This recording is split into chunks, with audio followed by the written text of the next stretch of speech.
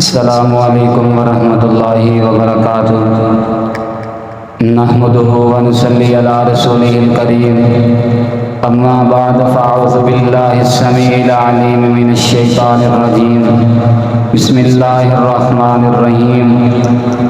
والذین جاہدوا فینا لنہدینہم سبلنا وَإِنَّ اللَّهَ لَمَعَ الْمُحْسِنِينَ۔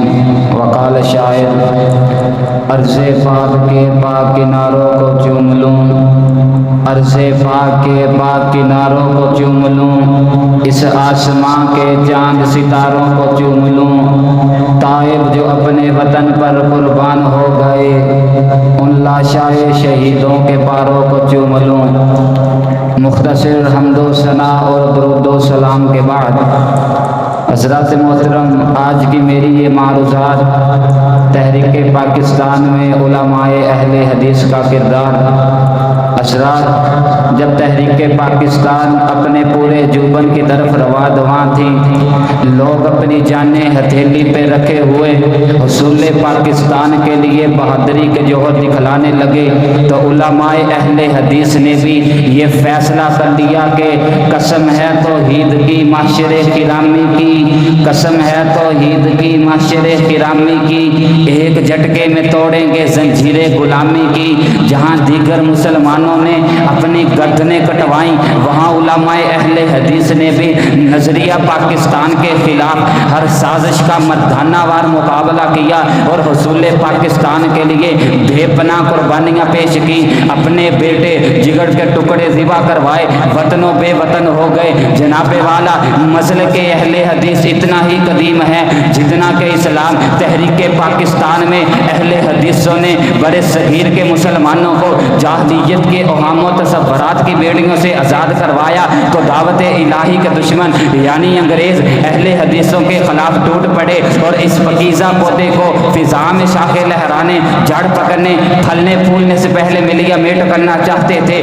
مگر اہل حدیث تو وہ تھے جنہوں نے اپنی زندگی کی ہر عیش و آرام کو نوکے حقارت سے ٹھکرا دیا۔ تمنا بھی تو صرف ایک اور ایک یہ تھی کہ اپنے شارح کے گرم خون سے شجرہ اسلام کو سیراب کر دے۔ جناب والا، تحریک پاکستان میں اہل حدیثوں کا قدم رکھنا ہی تھا کہ نوع انسانی کو دنیاوی مسائل اور اخروی معاملات میں سعادت کی راہ مل گئی، سوچنے کے انداز بدل گئے۔ جناب والا، میرے قائدین تو وہ تھے جن کے بارے انگریز حکومت بار بار یہ اعلان کرتی تھی کہ ہماری سلطنت کا خاتمہ صرف اور صرف اہل حدیث جماعت کرے گی۔ جناب والا، میں اپنے ان قائدین میں سے چند ایک کا تذکرہ کرنا ضروری سمجھتا ہوں۔ میرے بلہائے وطن میں سے ایک مولانا فضل الہی وزیر آبادی رحمۃ اللہ علیہ ہیں، جنہوں نے ہر تحریک میں نمایاں کردار ادا کیا۔ ان پر ہندوستان آنے پر پابندی تھی اور یہ مرد قلندر تمام خطرات کو مول لے کر اپنی جان ہتھیلی پہ رکھے ہوئے ہندوستان وارد ہوئے اور یہ قسم اٹھائی، زنجیر جنوں کا تحفہ ہے، زنجیر سے کیا گھبرانا ہے، زنجیر جنوں کا تحفہ ہے، زنجیر سے کیا گھبرانا ہے۔ ہم ہاتھ بڑھائیں گے آگے، پہنائے جسے پہنانا ہے۔ سوچا تھا کفیل اب کچھ بھی ہو، ہر حال میں اپنا حق لیں گے۔ سوچا تھا کفیل اب کچھ بھی ہو، ہر حال میں اپنا حق لیں گے۔ عزت سے جیے تو جی لیں گے یا جام شہادت پی لیں گے۔ جناب والا، میرے گلوں میں سے ایک گل مولانا ثناء اللہ احمد تسری رحمۃ اللہ علیہ ہیں، جنہوں نے ہر تحریک میں نمایاں کردار ادا کیا۔ اسی طرح تحریک پاکستان میں بھی اپنی بہادری کا جوہر دکھلائے۔ جناب والا، میرے مسلک نے حصول پاکستان کے لیے جہاں بے پناہ قربانیاں پیش کی، وہاں امام الازہر حضرت مولانا محمد ابراہیم سیال کوٹی جیسی علمی ہستی کو وطن کے لیے وقف کر دیا۔ جناب والا، میرے مسلک نے تحریک پاکستان کی نظر ایک اور مرد قلندر کیا جن کا نام داؤد غزنوی رحمۃ اللہ علیہ ہیں۔ جناب والا، جب تحریک پاکستان کے موقع پر ایک سکھ نے خطاب کیا اور فرمایا کہ اگر ہمیں پنجاب کی مناسب مراعات نہ دی گئی تو ہم خون کی ندیاں بہا دیں گے، اس کے بعد داؤد غزنوی رحمۃ اللہ علیہ اور اسٹیج پر جلوہ فروز ہوئے اور یہ اعلان فرمایا کہ میں خیالی خون کی ندیوں میں تیرتا ہوا صلح کے ساحل کی امید لے کر آیا ہوں، اگر تم تیار ہو تو ٹھیک ہے ورنہ خون ہماری تاریخ میں کوئی نئی چیز نہیں ہے۔ جناب والا مسلک اہل حدیث اس وقت آزادی کی راہ پر نکلے جب آزادی کا نام لیتے وقت زبانیں کاٹ دی جاتی تھی۔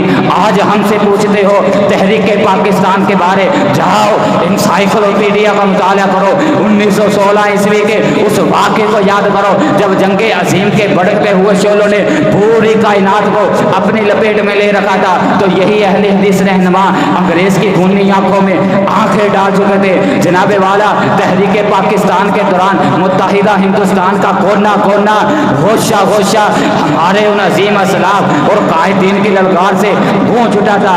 آخر میں یہی کہوں گا، فرعون نے وقت سے کہہ دو تیرے ارمان تھوڑے ہیں، فرعون نے وقت سے کہہ دو تیرے ارمان تھوڑے ہیں، مجاہد ابھی زیادہ ہے تیرے زندان تھوڑے ہیں، یہ بندوقیں یہ توپیں کچھ نہیں ظالم، ہمیں شہید کرنے کے لیے تیرے سامان تھوڑے ہیں۔